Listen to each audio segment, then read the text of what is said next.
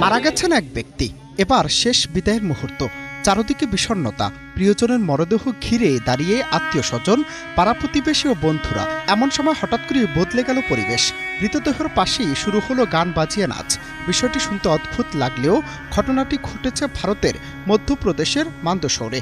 ৭১ বছর বয়সী সোহানলাল জৈনের মৃত্যুর পর তার মরদেহের পাশেই নাচতে দেখা গেছে তার বন্ধু আম্বালাল প্রজাপতিকে। ভাইরাল হওয়া ভিডিওতে দেখা যায় প্রজাপতি লাউড স্পিকার গান চালিয়ে একা একা নাচছেন, সবার সামনেই মরদেহের পাশে দাঁড়িয়ে, আর তার হাতে ধরা একটি অদ্ভুত চিঠি। যা অনেকে কল্পনাও করতে পারেন না, সেটাই যেন বাস্তব করে দেখালেন আম্বালাল।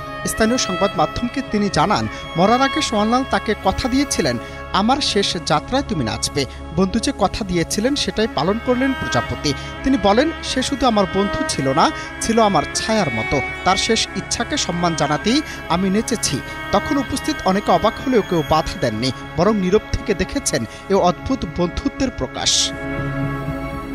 সেই চিঠিতেও স্পষ্ট লেখা ছিল, আম্বালাল ও শক্করলাল আমার মরদেহের সামনে একসঙ্গে নাচবে।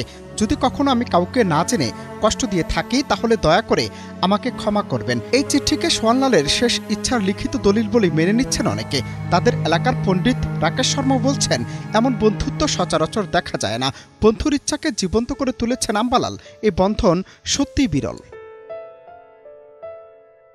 তবে জানা গেছে সোহানলাল দীর্ঘ ২ বছর ধরে ক্যান্সারে ভুগছিলেন। রাতলামের একটি হাসপাতালে চলছিল তার চিকিৎসা, কিন্তু শেষ রক্ষা হয়নি। তবে মৃত্যুর পরও যেন জীবিত থেকেও বড় করে গেলেন বন্ধুত্বের এক অবাক করা উদাহরণ। কেউ কেউ এই ঘটনাকে অসম্মানজনক বলে সমালোচনা করলেও অধিকাংশ মানুষই প্রশংসা করছেন এই সাহসী ভালোবাসার প্রকাশকে। অনন্ত হাসান মাসুদ, বাংলা টিভি।